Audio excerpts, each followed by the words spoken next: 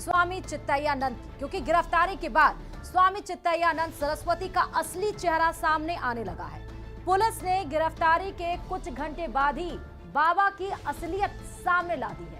आज सुबह 3:30 बजे ही दिल्ली पुलिस ने चित्तैयानंद को आगरा से गिरफ्तार किया है।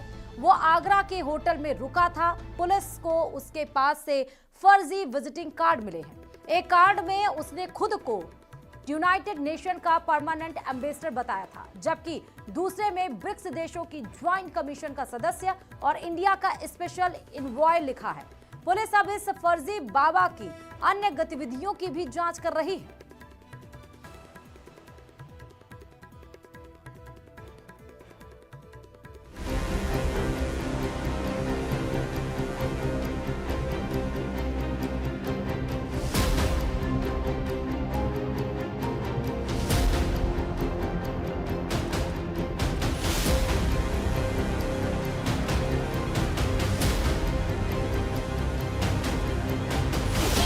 दिल्ली पुलिस के शिकंजे में आया अधर्मी बाबा। आगरा से हुई बाबा चैतन्यानंद की गिरफ्तारी। ताजगंज के होटल में छिपा था चैतन्यानंद सरस्वती। ये ढोंगी बाबा चैतन्यानंद सरस्वती की गिरफ्तारी के बाद की पहली तस्वीर है। उसे आगरा के होटल से रात 3:30 बजे गिरफ्तार किया गया। अग्रिम जमानत याचिका खारिज होने के बाद से बाबा लगातार दिल्ली पुलिस से भाग रहा था। बताया जा रहा है कि दिल्ली पुलिस को उसकी लास्ट लोकेशन आगरा में मिली थी, जिसके बाद आगरा के एक होटल में दबिश दी गई और बाबा को होटल के कमरा नंबर 101 से गिरफ्तार कर लिया गया। होटल का रजिस्टर बताता है कि चैतन्यानंद सरस्वती ने शाम 4:02 पर स्वामी पार्थ सारथी के नाम से इस होटल में एंट्री ली थी, लेकिन अगले कुछ घंटों में ही दिल्ली पुलिस ने बाबा की लुका छिपी के खेल को खत्म कर दिया। इसी होटल के कमरा नंबर 101 के अंदर हम आपको ले चलते हैं। ये वही कमरा है, देखिए 101 नंबर, और यहीं पर ही बाबा पार्थ सारथी ने चेक इन किया था और यहाँ पर आकर बाबा यहाँ रुका था।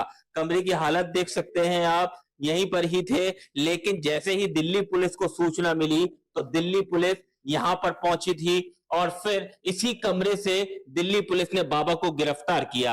हालांकि लगातार दिल्ली पुलिस बाबा की गिरफ्तारी का प्रयास कर रही थी, लेकिन जो होटल स्टाफ है उसका आरोप है कि बाबा अपने एक मिलने वाले के साथ होटल में आया था और उसके बाद उसने आईडी जमा कराई थी, जिसके बाद उसको इसी होटल का कमरा नंबर 101 दिया गया था।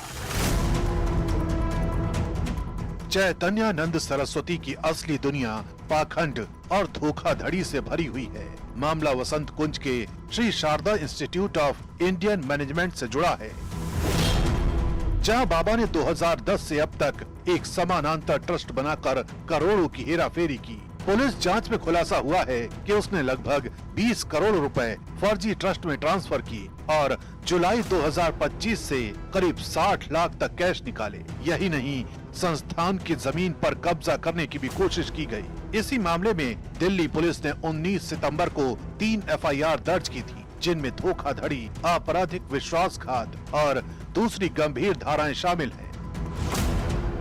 लेकिन ये मामला सिर्फ जमीन हड़पने तक सीमित नहीं है। चैतन्यानंद पर 17 छात्राओं से यौन शोषण का भी आरोप है। EWS कैटेगरी की छात्राओं ने आरोप लगाया कि उन्हें स्कॉलरशिप के बहाने आश्रम बुलाकर उनसे छेड़छाड़ की जाती थी और धमकाया जाता था। इन्हीं गंभीर आरोपों ने बाबा की नकली दुनिया को हमेशा के लिए उजागर कर दिया।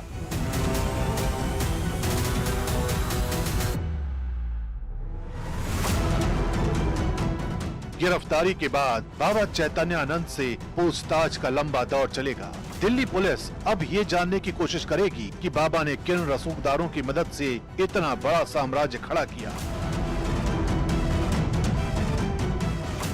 जांच एजेंसियों को शक है कि बाबा के तार कई बड़े नेताओं और प्रभावशाली चेहरों से जुड़े हो सकते हैं। पुलिस पहले ही उसके 18 बैंक अकाउंट सील कर चुकी है। 28 FD फ्रीज हो चुकी हैं, जिससे बैंकों में जमा 8 करोड़ रुपए फ्रीज हो चुके हैं। अब बारी है उसके फर्जी ट्रस्ट और जमीन कब्जाने के खेल की गहन जांच की। साथ ही पीड़ित छात्राओं के बयान अदालत में पेश किए जाएंगे ताकि यौन शोषण के मामले में भी बाबा को सजा दिलाई जा सके। सूत्रों का कहना है कि पूछताछ के दौरान बाबा के और गहरे राज खुल सकते हैं और उसके साथ साथ कई बड़े नाम भी बेनकाब हो सकते हैं।